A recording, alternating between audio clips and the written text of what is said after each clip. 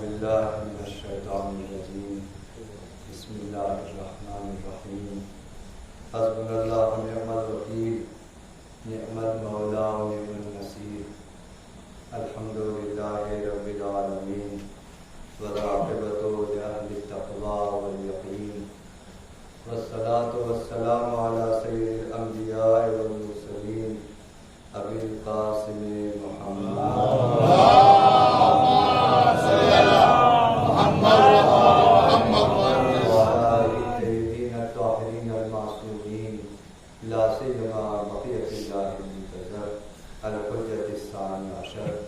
روحی وارواح العالم بتراب موطن ابتلاء ولعنت الدائمة الباقية على أعدائهم أجمعين رب اشرح لي صدري ويسر لي أمري واحلل عقدة من لساني يفقهوا قولي أما بعد فقد قال الله تبارك وتعالى في كتابه المبين وهو أصدق القائلين وقوله الحق أعوذ بالله من الشيطان الرجيم قال من يحيي العظام وهي رميم قل يحييها الذي أنشأها أول مرة وهو بكل خلق عليم.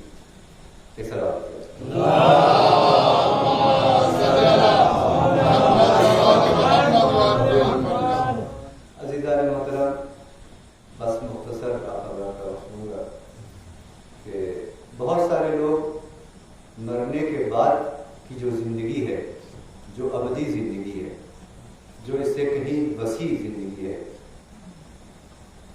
مرنے کے بعد جو عالم برزخ میں جو انسان جاتا ہے، یعنی قبر کی جو زندگی ہے، وہ اس دنیا کی زندگی سے بہت بڑی ہے، بڑے پیمانے پر. روایتوں میں ہے کہ جس طرح سے کہ شکم مادر میں، وہ بھی ایک عالم ہے، عالم جنین، شکم مادر میں بچہ رہتا ہے، اس کے بعد اس دنیا میں آتا ہے. جو زمین آسمان کا فرق ہے، وہ ایک بند کوٹری میں بند ہے بچہ قید ہے، اور اس کے بعد بہت وسیع زندگی میں ایک وسیع بہت بڑے واسٹ جو ہے وہ عالم میں آ جاتا ہے. وہ یہ دنیا ہے، طرح طرح کی غذائیں، طرح طرح کی آسمان و زمین و پہاڑ و دریا وغیرہ سب دیکھنے کو ملتا ہے. بہت بڑی روایتوں میں ملتا ہے کہ اس جتنا یہ ڈفرینس ہے، اس سے کہیں زیادہ فاصلہ، اس سے کہیں زیادہ فرق جب مرنے کے بعد آدمی اس عالم میں جاتا ہے، عالم برزخ میں. وہ جو عالم برزخ ہے کہیں وسیع ہے، بہت زیادہ وسیع ہے. لیکن آدمی جس طرح سے عالم جنین سے اس عالم دنیا میں، اس عالم مادہ میں آتے وقت خوش نہیں رہتا ہے، روتا ہوا آتا ہے، اسی طرح سے اس دنیا سے بھی جانے میں اس عالم برزخ میں خوش نہیں رہتا ہے، وہ روتا ہوا جاتا ہے عام طور سے جو انسان. بہرحال اس ڈیٹیل میں ابھی نہیں جا رہے ہیں کہ بہت سارے لوگ مرنے کے بعد کی زندگی کو نہیں مانتے، کہتے نہیں مرنے کے بعد موت سے تو کوئی انکار نہیں کر سکتا، موت سے تو وہ بھی نہیں انکار کر سکتے جو اللہ کو نہیں مانتے. بہت سارے لوگ اللہ کو نہیں مانتے، لیکن موت تو بہرحال اپنی آنکھوں کے سامنے دیکھ رہے ہیں کہ مرنا ہے. تو انکار کیا کرتے ہیں کچھ لوگ کہ مرنے کے بعد کوئی زندگی نہیں ہے، معاد یعنی دوبارہ قیامت آئے گی، دوبارہ حساب کتاب، اس کو نہیں مانتے. اس کی اس وقت میں آپ کے سامنے صرف دو وجہ بیان کر رہا ہوں. ایک وجہ تو وہی جیسے کہ عرب کا جو بدو آیا، رسول خدا کے پاس میں ایک ہڈی لی اور اس کو ایسے مسل دیا. قالا، اس نے کہا میں یحیی العظام وہی رمیم، کون اس ہڈی کو زندہ کرے گا جبکہ وہ سڑ چکی، گل چکی ہے. ایسے مسل دیا، پاؤڈر بن گئی وہ ہڈی. رسول خدا کو فوراً جبرائیل آئے، کہا کہ قل، اے رسول تم کہہ دو، یحییھا الذی انشاھا اول مرہ، اس کو وہی زندہ کرے گا جس نے تم کو پہلی بار زندہ کیا، جس نے پہلی بار بنایا تھا، اور وہ اپنے تمام مخلوقات کے بارے میں خوب اچھی طرح جاننے والا ہے. ابھی تو کم سے کم ایک ہڈی ہے جو تم نے مسل کر کے پاؤڈر بنا دیا، ایک جسم تو ہے نا پاؤڈر کی شکل میں. اللہ نے تو اس وقت پیدا کیا تھا جب پاؤڈر بھی نہیں تھا، جب کچھ بھی نہیں تھا. تو جو اللہ قادر ہے کہ جب کچھ بھی نہیں تھا تو اللہ پیدا کر سکتا ہے، تو اللہ جب ایک چیز بن چکی ہے تو کیا وہ پیدا نہیں کر سکتا؟ ویسے بھی فلسفے میں ایک چیز ثابت ہے کہ ایک بار جو چیز دنیا میں آ جائے پھر وہ کبھی فنا نہیں ہوتی ہے، بکھر جاتی ہے، بکھر سکتی ہے. جیسے انسان ہم لوگ ایک بار دنیا میں آ چکے ہیں، اب ہم کبھی فنا نہیں ہوں گے اس معنی میں کہ ٹھیک ہے مر گئے، مٹی میں چلے گئے، مٹی بن گیا ہمارا جسم، مٹی تو بن گیا نا، مٹی تو ہے، مٹی کے اوپر چلو کھیتی ہو گئی، کھیت کی شکل میں تو ہے، درخت لگ گیا، سیب کا درخت لگ گیا، انار کا درخت لگ گیا، کھجور کا درخت لگ گیا، کچھ بھی ہو گیا، किसी न किसी शक्ल में हमारा वजूद रहेगा। तो जो चीज़ एक बार आ जाती है वो कभी फना नहीं होती। लेकिन यहाँ मसला यही है कि उस अरब बद्दू बेचारे के इतना अकल इतनी मैच्योर नहीं है उस वक्त, और आंखों तो बढ़ती रहती है ना, इल्म भी बढ़ता रहता है, आंखों भी बढ़ती रहती है। उस वक्त उसकी समझ में ये बात नहीं आई। उसने कहा जो चीज़ सड़ गल गई कैसे दोबारा जिंदा होगी? तो अल्लाह ने उसका जवाब दिया। यहाँ परेशानी ये है कि हम ये ऐसा सवाल क्यों करते हैं कि हम अपनी कुदरत को, अपने इल्म को मुकायसा करते हैं, कंपेरिजन करते हैं अल्लाह के इल्म और अल्लाह की कुदरत से। हम ये देखते हैं कि हमारे लिए मुमकिन नहीं है कि हम एक चीज़ जो सड़ गल जाए उसको फिर से बना दें, तो सोचते हैं कि अल्लाह भी ऐसे ही होगा। जबकि अल्लाह ने कुरान मजीद में बार बार तकरार, जबकि एक गैर फसाहत का बात है, एक बार हम बार बार कहें 10 बार कहें तो आप कहोगे भैया कितनी बार कहोगे बात को, है ना। लेकिन कुरान मजीद में चूंकि यहाँ मसलहत है, यहाँ गैर फसी बातें हो जाएगी, फसाद और बलावत के खिलाफ नहीं है। बार बार कुरान में आता है इन्नल्लाह अला कुल्ली शैइन कदीर, इन्नल्लाह अला कुल्ली शैइन कदीर, इन्नल्लाह, बाबा मान गए, यही मानते नहीं है, इसी को मनवाने के लिए अल्लाह ने बार बार कहा है। वरना ये कोई बार बार तकरार करना ये कलाम की खूबसूरती को खत्म करता है ज़ाहिरी एतबार से, एक बात को बार बार कह रहा है। लेकिन अल्लाह बार बार ये हमको यकीन दिलाना चाह रहा है कि हमारे दिमाग में, दिल दिमाग में अच्छी तरह बैठ जाए ये बात कि अल्लाह हर चीज़ पर कादिर है, अल्लाह के लिए कोई मुश्किल नहीं है। और अकली एतबार से भी जो जवानों बच्चों को मैं मुतवाज़, एक इंजीनियर आए, IT इंजीनियर आए, M.Tech किया हुआ है, B.Tech किया हुआ है, और वो ये कहे कि मैं इस शिप का पुर्जे पुर्जे अलग करके जोड़ सकता हूँ, तो आप मानेंगे नहीं? मान सकते हैं, मुमकिन है भाई। अगर आप बहुत समझदार है, IT किए हुए हैं और M.Tech किए हुए हैं और टैलेंटेड है, तो आप एक इंजीनियर, एक अच्छा इंजीनियर है तो एक शिप को, एक या एरोप्लेन को खोल करके जोड़ सकता है। कमाल तो ये है कि पहली बार इसको खल्क करना, पहली बार इसको बनाना वो मुश्किल है ज़ाहिर है, लेकिन उसको पुर्जे पुर्जे अलग करके जोड़ देना कौन सा मुश्किल काम है? उतना मुश्किल काम नहीं है अगर कोई आदमी टैलेंटेड है। तो अल्लाह ने जब उस वक्त पैदा किया जब हम कुछ भी नहीं थे, तो जब हमारे पुर्जे पुर्जे अलग हो जाए उसको दोबारा जोड़ देना वो कौन सा मुश्किल काम है? तो अल्लाह की कुदरत, असल में परेशानी यही है कि हम अल्लाह की कुदरत को अपनी कुदरत के जैसा समझते हैं। इसीलिए बार बार अल्लाह ने कहा कि इन्नल्लाह अला कुल्ली शैइन कदीर। सब बात पढ़ में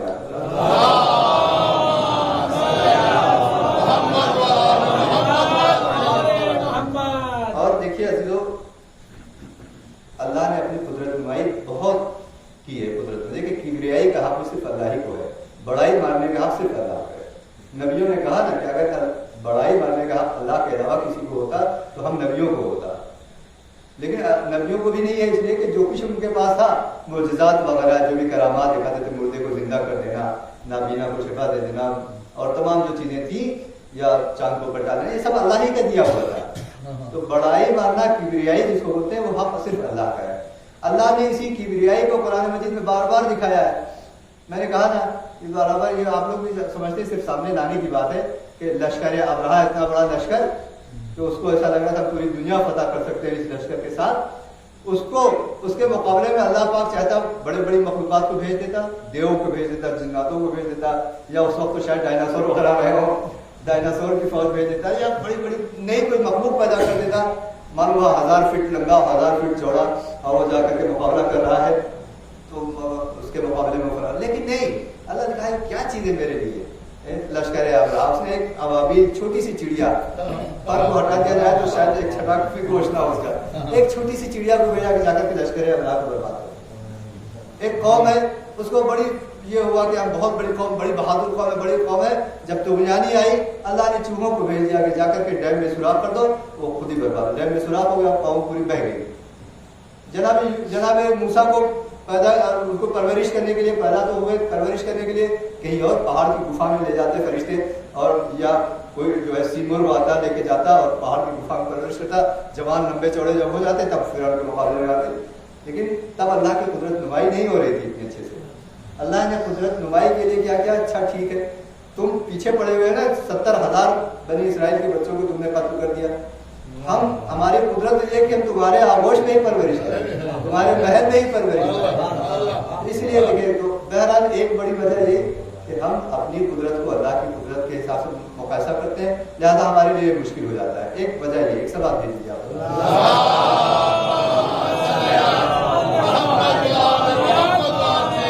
एक वजह ये भी कुरान में आया है, सूरह क़यामत की आयत नंबर 5, युरीदुल इंसानु लियफ़जुरा अमामहु यसअलु अय्याना यौमुल क़ियामा।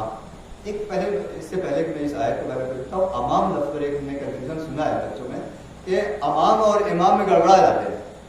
کربلا میں جو دو آدمی جو آگے سپر بن گئے تھے، امام حسین نماز پڑھ رہے تھے اور انہوں نے تیر اپنے اوپر روکا تھا، مسائل نہیں پڑھا وہ بھی، لفظ امام کی تشریح کرو.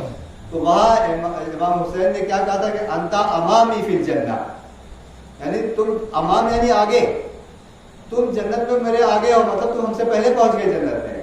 لیکن بعض خطیب جو کم پڑھے لکھے ہیں اور جو ذاکر ہیں جو صرف اردو کی کتابیں پڑھ کر کے انتا امامی فی الجنہ یا امامی فی الجنہ دونوں کو ایک ہی سمجھتے ہیں، یعنی تم جنت میں ہمارے امام رہو گے. امام کا امام دوسرا غیر معصوم نہیں ہو سکتا ہے. تو انتا امامی فی الجنہ نہیں، اگر کوئی آپ کے سامنے پڑھے تو آپ ٹوک دیجیے نہیں، امامی ہے وہ، امامی نہیں ہے. امام یعنی رہبر، پیشوا، گائیڈ، ہمارے پیشوا. تو انتا، امام حسین نے کہا تھا انتا امامی فی الجنہ، نہ کہ انتا امامی فی الجنہ. امام اور امام کا فرق آپ کو معلوم ہونا چاہیے. بہرحال ایک بار اور سوال کیجیے آپ.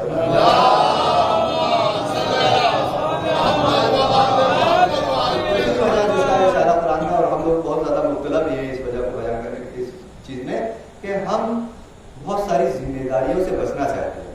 ہم چاہتے ہیں کہ بھیا بھائی سر مڑائے وہ لینا پڑھنا شروع ہو جائے.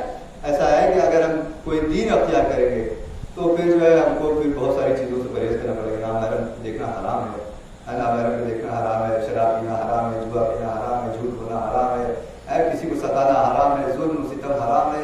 بہت ساری چیزوں پہ ہمارے پر ریسٹرکشنز لگ جائیں گے، پابندیاں لگ جائیں گی، ہے نا. تو یہ ذمہ داریوں سے بچنے کے لیے، کسی قسم کی مسئولیت سے بچنے کے لیے ہم کہتے ہیں اب کچھ مواد واد ہے ہی نہیں، حساب کتاب ہے ہی نہیں، تاکہ ہم جو دل چاہے کریں. قرآن کی آیت کہتے ہیں یرید الانسان، انسان یہ چاہتا ہے لیفجر امامہ، تاکہ وہ اپنے سامنے طرح دنیا بھر کا جو دل چاہے وہ گناہ کرے. تو مذاق کرتا ہے، تنزیہ پوچھتا ہے یا سلو، پھر وہ پوچھتا ہے ایانا یوم القیامہ، کہ قیامت کا دن کب ہے. تو بہرحال یہ دو وجہ، تو ذمہ داریوں سے بچنے کے لیے بھی، اور اسی لیے کہا جاتا ہے نا کہ بھائی انسان کو کوئی دین کیوں اختیار کرے، نہ کرے اختیار، ایسے ہی مست گھومے. بالکل دین اختیار کریں گے تو مشکلات کھڑی ہو جائیں گی نا، ساری چیزوں سے کچھ چیزیں حرام، بہت ساری چیزیں حرام ہو رہی ہیں. تو اس کا جواب جو دیتے ہیں، یہ بھی بات آ گئی ابھی اچانک سے ذہن میں، ایک بار اور سوال بھیجیے.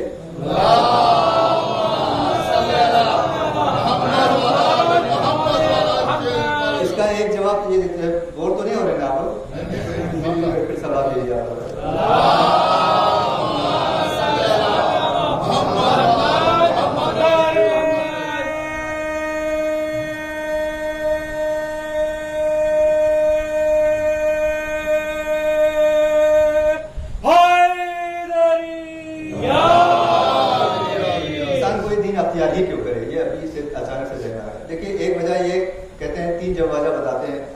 شکر منیم، یعنی شکرانے کے طور پر بھی دین اختیار کرنا چاہیے. جس اللہ نے ہم کو پیدا کیا، ٹھیک ہے، اگر اللہ کو مان آیا، جس اللہ نے ہم کو پیدا کیا، جس نے ہم کو عقل صالح دی، ہاتھ پیر آزاد ہمارے سے سالم دی، تو اس کا ہم تھینکس کس طرح سے کریں، اس کا شکریہ کس طرح سے ادا کریں. ظاہر سی بات ہے ہائٹ اٹھا کر کے سر پہ دوبارہ رکھ لینا جی، اس طرح کا شکریہ اللہ کو نہیں پسند ہے. یا گاڑی کا ہار بجا کر کے، بہت ایران وغیرہ میں ہار بجا کر کے شکریہ ادا کرتے ہیں. تو اس طرح کا شکریہ اللہ نے خود سسٹم بتایا کہ بھائی اگر میرا شکریہ ادا کرنا ہے تو میرے بتائے ہوئے راستے پر چلو. تو اسباب شکر منیم، یعنی جس نے نعمت، دیکھیے ظاہری طور پر بھی ہمارے بھائی مدد کر دیتا ہے، والدین مدد کر دیتے ہیں، پڑوسی مدد کر دیتا ہے، دوست احباب مدد کر دیتے ہیں، لیکن حقیقت میں جو نعمتوں کو دینے والا ہے وہ اللہ ہے. اللہ ہی نے جو ہے دلوں میں ڈالا ہے تو وہ ہماری مدد کر رہا ہے، چاہے وہ والدین کیوں نہ ہو، چاہے وہ بھائی کیوں نہ، چاہے وہ دوست کیوں نہ ہو. تو منعم حقیقی، نعمت دینے والا حقیقی اللہ ہے. اور اللہ کا شکر ادا کرنا، کیونکہ اگر آپ مجھے ایک پانی پلا دے رہے، میرا فرض ہے اپنی اعتبار سے، ابھی دلیل عقلی دے رہا، میرا عقلی اعتبار سے بھی فرض ہے کہ میں آپ کا شکریہ ادا کروں. شکریہ بھائی آپ نے پانی پلا دیا، یا شکریہ آپ نے یہ کام کیا. تو اللہ کے شکریہ کے طور پر بھی دین اختیار کرنا ضروری ہے. دوسری ایک وجہ یہی کہ اس کو ابھی جو اصطلاح بتا دوں پھر اس کو ایکسپلین کروں گا کہ اسباب دفع ضرر محتمل، یعنی یہ کہ جو احتمالی خطرہ ہے اس سے بچنے کے لیے. اگر کوئی بچہ، ابھی 5 سال کا بچہ یا کوئی پاگل دیوانہ کم عقل، وہ آپ کو بتائے کہ ارے مولانا صاحب ادھر سے بچ جائے، وہاں بسواڑی کے پیچھے سانپ ہے، پھٹار ٹہل رہا ہے، ناگ ٹہل رہا ہے، تو ہم اگر عقل مند ہیں تو ہم ہوشیار ہو جائیں گے. یا تو ٹارچ لے لیں گے, ڈنڈا لے لیں گے, اگر بہادر ہیں تو اسی راستے سے جائیں گے, نہیں تو پھر بار کوئی راستہ بدل لیا. یہ عقلی اعتبار سے ضروری ہے کیونکہ خطرہ ہے. بھلے اگر وہ بتانے والا بہت معتبر نہیں ہے, بچے نے بتایا ہے یا کسی کباخ نے انسان نے بتایا, لیکن پھر بھی انسان جو سمجھدار ہے ہوشیار ہو جاتا ہے. تو یہاں 1,24,000 پیغمبر آئے, ائمہ معصومین آئے, بڑے بڑے عبادت گزار آئے, صلحاء آئے, شہداء آئے, سب نے بتایا کہ مرنے کے بعد حساب ہے, کتاب ہے, اور اگر اچھے اعمال کیے تو جنت ہے, برے اعمال کیے تو جہنم ہے, سزا ہے, پٹائی ہے نا, جہنم ہے, آگ ہے, تمام چیزیں. تو اگر یقین کامل نہ بھی ہو کسی کو, یقین کامل نہ بھی ہو کسی کو, تو کیا شبہ بھی نہیں پیدا ہو سکتا؟ شبہ ایجاد تو ہو رہا ہے, احتمال تو پایا جا رہا ہے, احتمال پایا جا رہا ہے اگر, یعنی امکان پایا جا رہا ہے اگر, تو پھر اس امکان سے بچنے کے لیے اس کے لیے پریکاشنز ضروری ہے, اس کے لیے جو ہے وہ پرہیز ضروری ہے, اور احتیاط ضروری ہے کہ نہیں ضروری ہے. اور دین کیا ہے؟ وہی احتیاط ہے, وہی تمام چیزوں کو اپنانا ہے. تیسرا اور آخری وجہ یہ شاید تھوڑا سا دقیق ہے, تو غور سے سنیے گا اس کو کیا کہنا چاہوں. مولا کائنات علی بن ابی طالب علیہ السلام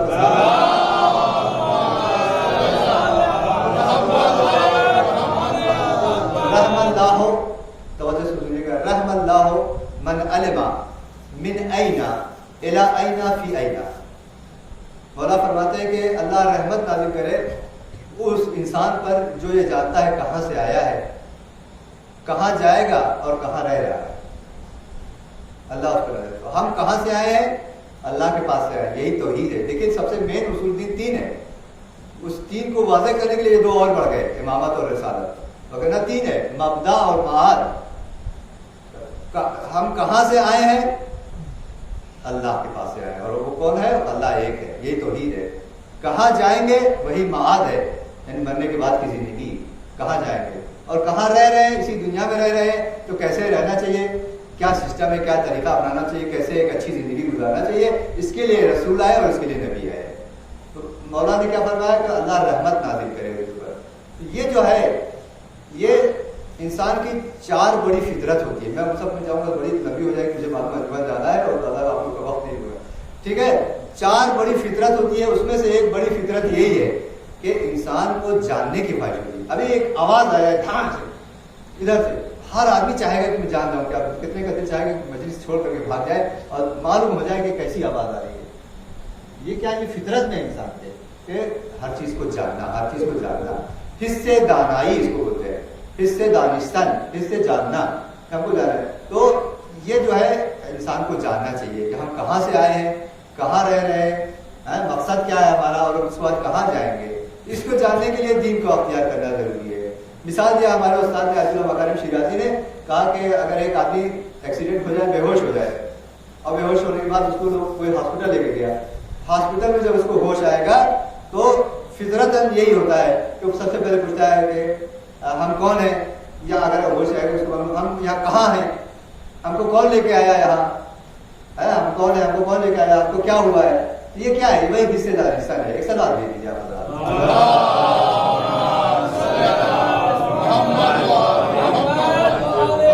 2 منٹ یا 5 منٹ اور آپ حضرات کا وقت لے رہا ہوں کیونکہ ابھی بہت کم ہوا ہے. ایک بار اور مل کر سلام دے دیجیے.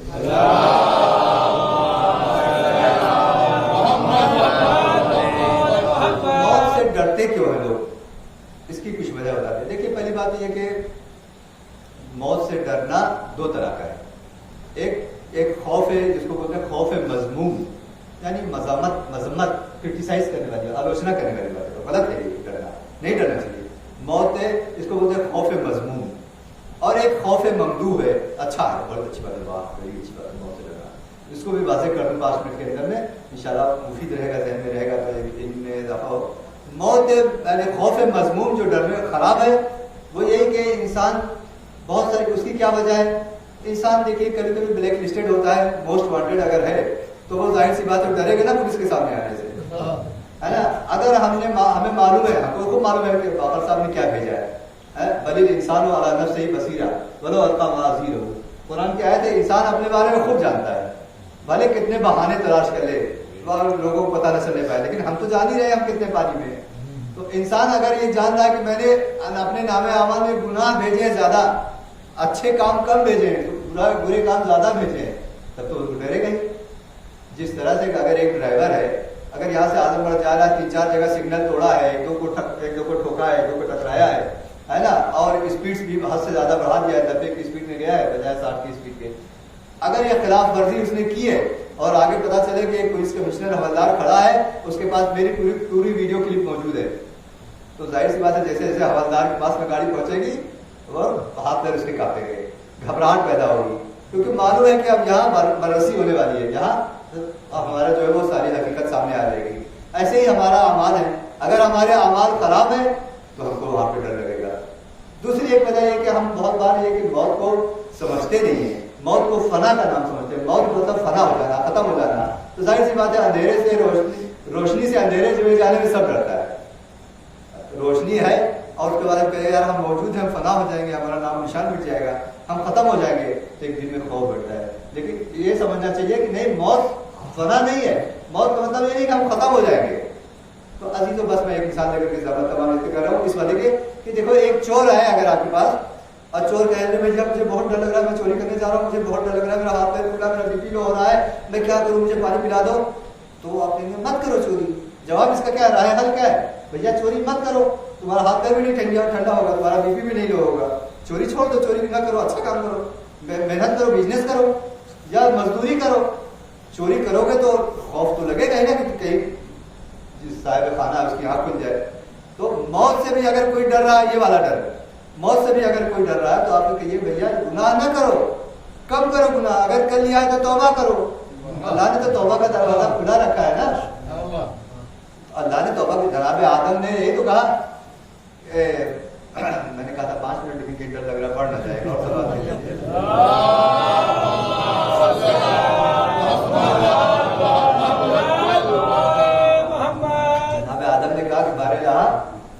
तूने शैतान को इतनी ताकत दे दी है कि वो जो है हमारे नुस्खे में शरीक हो जाता है और फिर वो बहकाता है, हम लोग देख भी नहीं पाते कि उसको मारे 2-4 चमाट और वो भी नहीं कर पाते, क्या करें। तो और हमारी औलाद तो बेचारी कमजोर है, वो तो देख भी नहीं पाती और मुकाबला भी नहीं कर पाती। तो अल्लाह ने क्या कहा, मैंने तुम्हारी औलादों को भी 5 गिफ्ट दिए हैं, 5 तोहफे दिए हैं। पहली बात ये कि तुम्हारी औलाद यानी बनी आदम, हम लोग अगर कोई नेक काम का इरादा करते हैं, नियत करते हैं, तो उसका सवाब, उनका मीटर चालू हो जाता है, उसका सवाब उसको मिलना शुरू हो जाता है। लेकिन बुरे काम की नियत करते हैं तो उसका गुनाह उनको नहीं मिलता है, वो वही रुका रहता है जब तक कि बुरे काम को अंजाम ना दे। तो अच्छे काम की नियत भी करो तो सवाब मिल रहा है, बुरे काम की नियत पर गुनाह नहीं है जब तक कि उस काम को अंजाम ना दे। ये 2। तीसरा ये बताया कि तुम्हारी औलाद के एक तो तीसरा तोहफा ये दिया है कि मन जाअ बिल हसना फलहु अशरु अमसालिहा व मन जाअ बिस्सय्यिअ फला युज्ज़ा इल्ला मिस्लहा। कि तुम्हारी औलाद अगर एक नेक काम करेगी तो उसको 10 सवाब देंगे, लेकिन अगर एक गुनाह करेगी तो उसको एक ही गुनाह का जो है सजा मिलेगी।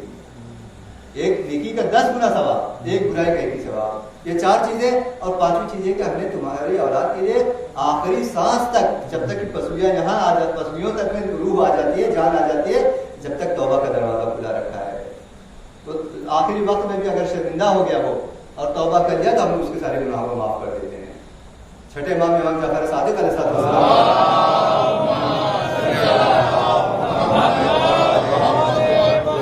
एक शख्स की तारीफ बड़ी की जाने लगी, बड़ा आलिम है, बड़ा मुत्तकी, बड़ा परहेजगार, और जो है कोई भी मसला पूछो बता देता है फौरन।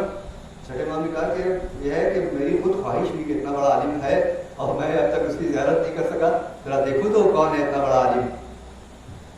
छठे इमाम का भी एक लक़ब आलिम था। लोग पहले जो शिया लोग तक़िये के हालत में रहते थे ना, तो उस नाम नहीं लेते थे, बादशाह के लोगों को पता चल जाए, वो कहते हैं वो आलिम ने एक पैगाम कराया, यानी यही इमाम, उनका भी लक़ब भी था। तो बहरहाल किसी और आलिम की जब तारीफ की गई तो उनकी ख्वाहिश पैदा हुई। एक बार जैसे ही घर से निकले लोगों ने बताया कि देखिए वो वही है जो वहाँ खड़ा है। देखा बड़ा मजमा लगा हुआ है, लोग उससे मसाइल पूछ रहे हैं, कोई अबा चूम रहा है, कोई मामा चूम रहा है, कोई हाथ चूम रहा है। इमाम गए उसके करीब गए, खैर उसको देखते रहे। उसने जब वहाँ से सवाल जवाब से फारिग हुआ तो आगे बढ़ा, इमाम भी उसके पीछे पीछे। तो आगे जाने के बाद एक अनार के ठेले से उसने 2 अनार चोरी किया, चोरी, हाथ की सफाई। उसने उसके बाद आगे गया तो एक जगह नानवाई से 2 रोटी चोरी किया, 2 नान 2 रोटी चोरी किया, 4 चोरी उसने कर लिया। और उसके बाद एक खंडर में गया, एक वीराने में गया, वहाँ बहुत सारे फकीर बैठे थे, उन्होंने उनको बांट दिया। तो वहीं पर इमाम ने पकड़ा उसको, कहा भाई بھائی یہ آپ کی میں بڑی تعریف سن رہا تھا، آپ بہت بڑے عالم ہیں، بہت بڑے متقی پرہیزگار، یہ آپ نے کیا کیا؟ آپ نے چوری کیا۔ تو اس نے کہا کہ آپ اولاد رسول ہو کر کے آپ نے قرآن نہیں پڑھا ہے؟ کہا پڑھا تو ہے، بتائیے آپ کیا پریشانی ہے آپ کو؟ تو کہا کہ قرآن میں مگر یہ نہیں ہے کہ جو برائی کرے گا اس کو اس کی برائی برابر جو ہے وہ گناہ ملے گا۔ میں نے چوری کیا، برائی کیا، میں مانتا ہوں 4 گناہ کیا، لیکن ثواب تو جو ہے اپنے جو اتنے لوگوں کو کھانا کھلایا ہے، جو اتنے لوگوں میں بانٹ دیا ہے، تو اس کے 10 گنا ہم کو ثواب بھی تو ملا، 10 چوکا 40، تو 40 تو ہم کو ثواب ملا، 4 گناہ ملا، تو چلو 40 میں سے یہ 4 نکال تو 36 ثواب تو میرے نام اعمال میں لکھا گیا نا۔ تو امام نے کہا مگر قرآن نے یہ آیت نہیں پڑھا تم نے، انما یتقبل اللہ من المتقین، کہ اللہ متقین کے اعمال کو قبول کرتا ہے، جو متقی پرہیزگار ہیں ان کے ہی اعمال کو قبول کرتا ہے، چور چکے کے اعمال کو اللہ قبول نہیں کرتا ہے۔ ایک سلام دے دیجیے آپ۔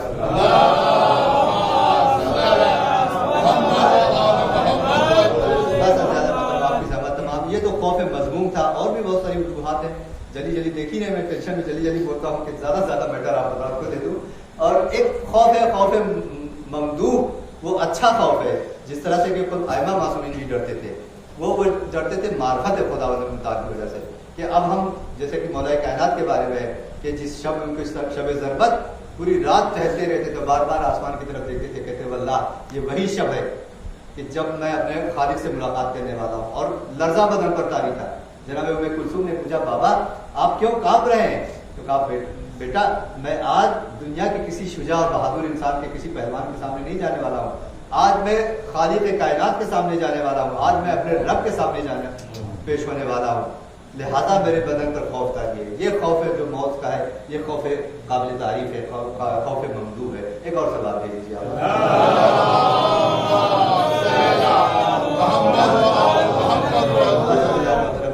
مولا کائنات کی بیٹی شہزادی عقیلہ بنی ہاشم جناب زینب سلام اللہ علیہا کربلا میں جب سب شہید ہو گئے، اور ان ملونوں نے یہ کیا کہ اسیر کر کر کے جناب زینب اور کلثوم کو اسی طرف سے لے کر کے آئے جہاں پر شہداء کی لاشیں پڑے ہوئے۔ جب جناب زینب وہاں سے گزرنے لگی تو دیکھا کہ بھائی کا لاشا دھوپ میں پڑا ہوا ہے، کربلا کی تپتی ہوئی زمین پر بھائی کا لاشا پڑا ہوا۔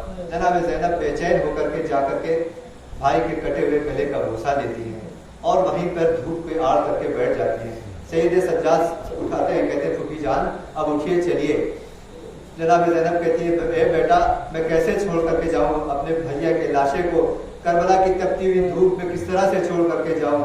تو جب سید سجاد نے سمجھایا تو پھوپھی جان نے کہا کہ اے بیٹا جب میرے گھر میں ایک بار میں جب چھوٹی سی تھی پورے گھر میں دھوپ آ گئی تھی، لیکن صرف میرے اوپر دھوپ نہیں پڑ رہی تھی، میں سو رہی تھی کہ اچانک میری آنکھ کھلی، پھر میں نے دیکھا کہ یہ میرے بھائی حسین جو آج کربلا کی تپتی ہوئی زمین پر دھوپ میں پڑا ہوا لاشا ہے، انہوں نے چادر کا آڑ کیا ہوا تھا تاکہ میرے اوپر دھوپ نہ پڑے، میں کس طرح سے اپنے بھائی کو دھوپ میں چھوڑ کر کے جاؤں؟ بس عزیزان محترم یہ قافلہ جب دربار ابن زیاد میں پہنچا ہے، میں جو کہ جناب حر اور جناب حبیب ابن مظاہر کے مصائب صبح سے آپ سنتے آئے ہیں، میں اس لیے اور آگے پڑھ رہا ہوں کہ جب وہاں پر ابن زیاد کے دربار میں پہنچا ہے تو یہ ابن زیاد ملعون کہتا ہے کہ تم دیکھا اے زینب، دیکھا کہ تمہارے ساتھ اللہ تمہارے بھائیوں کے ساتھ اللہ نے کیا کیا؟